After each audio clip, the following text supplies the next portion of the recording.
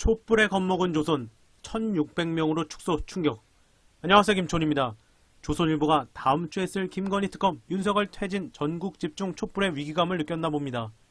2만 명은 훨씬 넘게 참석했고 매일경제도 이날 2만 명이 참석한 촛불 행동은 오후 6시 시청역을 출발해 명동 을지로 종각 광화문을 거쳐 행진했다고 전했는데 세상에나 조선일보는 오후 8시 넘어서 나온 기사에 경찰 추산 1600명이 집회에 참여 가운데라며 아주 인원을 확 줄여버렸습니다.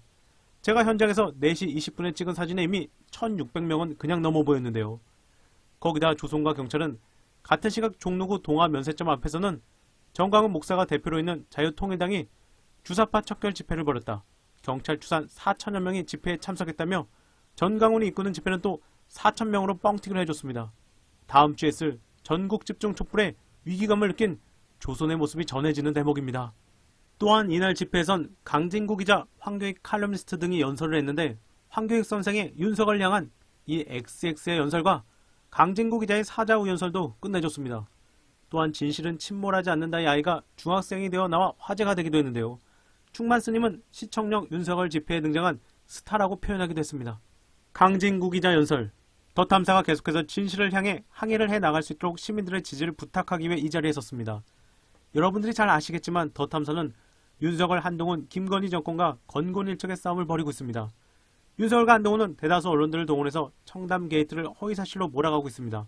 안타깝고 통탄할 일입니다. 하지만 지금 누가 찰리스 트랙에 돌을 던질 수 있겠습니까? 윤석열은 국무회의에서 더 탐사를 콕 찍어 고통을 보여주라고 지시했습니다. 이 말이 나오기 무섭게 한동훈은 10억 원 손배서 형사고소를 제기했고 사무실과 기자들의 자택을 상대로 압수수색을 단행했습니다. 윤석열과 한동훈이 노리는 것은 너무나 뻔합니다. 보복 수사를 통해 더 탐사의 손과 발을 묶고 입을 틀어 막으려는 것입니다. 이제 더 탐사를 지켜줄 수 있는 분들은 시민 여러분들밖에 없습니다. 아직 파헤쳐야 할 김건희 한동훈 정권의 비리는 차고 넘칩니다. 모든 진실들을 파헤쳐서 시민들 심판대에 세우겠습니다. 한동훈은 직을 걸었지만 취재 기자들은 모든 걸 걸었습니다. 윤석열, 한동훈, 김건희 민낯을 밝히고 철면피 정권을 반드시 심판하겠습니다.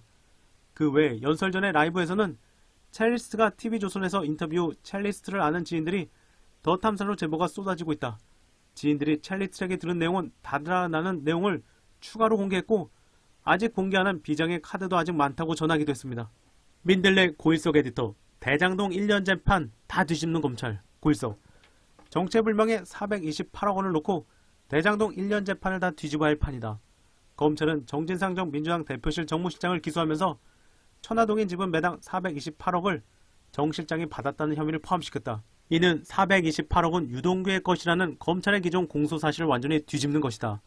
검찰은 정 전 실장 기소 후 가진 기자간담회에서 물증 여부의 구체적 증거 관계는 말씀드리기 어렵다며 공판 과정에서 충분히 설명드리겠다고 했지만 유 전 본부장의 혐의에 대해서도 녹취록만 있을 뿐 1년 동안의 재판에서 물증이라고는 내놓지 못했던 검찰이었다.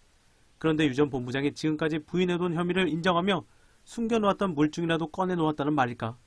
정 전 실장의 변호인단은 정 전 실장 기소에 관련된 입장문을 내 위에 428억 부분을 포함해 정 실장에게 적용한 부패방지법 위반, 특가법 위반 뇌물, 부정처사 수수뢰, 증거인멸 교사죄 등 4가지 혐의를 조목조목 반박했다.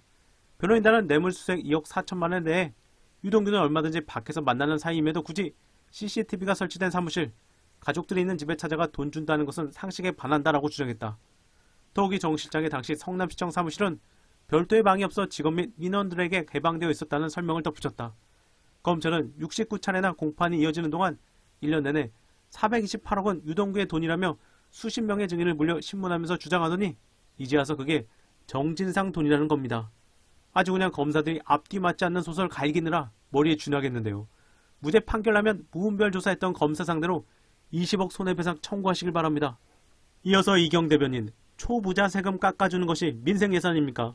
국민의힘은 야당이 민생 예산을 발목 잡고 있다는 거짓말로 국민을 속이고 있습니다. 극소수 슈퍼 부자들만을 위한 세금 감면을 고수하며 예산안 합의를 거부하는 정부 여당이 민생을 입에 담다니 기가 찹니다. 소수 특권 측만을 위한 세금 감면 예산을 어떻게 민생 예산이라 할 수 있습니까? 우리나라 법인 84만여 개 중 연 3천억 원의 영업이익을 내는 기업은 100여 개의 남짓인데도 정부 여당은 이들 대기업만을 위한 법인세 예산을 고집하고 있습니다. 금융투자소득세, 상속세, 주식, 양도세 등 모두 소득 특권층만이 낼 수 있는 세금인데 정부 여당은 폐지나 감면을 고수하고 있습니다. 그런데도 서민과 사회적 약자를 두텁게 보호하는 민생중심 예산이라고 포장해 국민을 우롱하고 있으니 황당합니다. 정부 여당이 국민께서 맡긴 권한으로 국민을 속이고 소수특권층만을 대변해서는 안됩니다. 정부 여당이 진심으로 민생을 생각한다면 이럴 수는 없습니다. 더불어민주당은 민생과 경제를 위해 물러서지 않을 것입니다. 그럼 이어서 제가 현장에서 담아온 18차 촛불대행진 스케치 영상으로 마무리하겠습니다.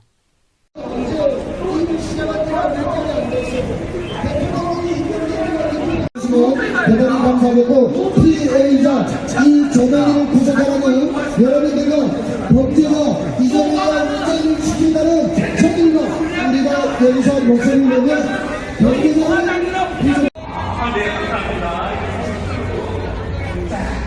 네, 이제 정부로 넘어가고 있으니까 쉽게 보여주세요. 네, 그리고 일단 아이들이 많이 나오는 것도 저는 굉장히 부러운 게, 제 동료들 중에 60대 친구들이 어렸을 때 어머니랑 같이 박근혜 퇴진 촛불 집회에 나왔었다는 기억을 되게 자랑을 많이 해요. 저 아이도 나중에는 이제 커가지고 나 부모님이랑 지금 마지막으로 외치고 내려야 있습니다. 꿈에서도 염원한다. 윤석열 정권 몰아내자. 12월 17일 100만 명이 모여서 윤석열을 끝장내자. 여러분 고맙습니다. 끝까지 여러분들과 함께 승리할 때까지 철저하게 치열하게 싸우겠습니다. 감사합니다.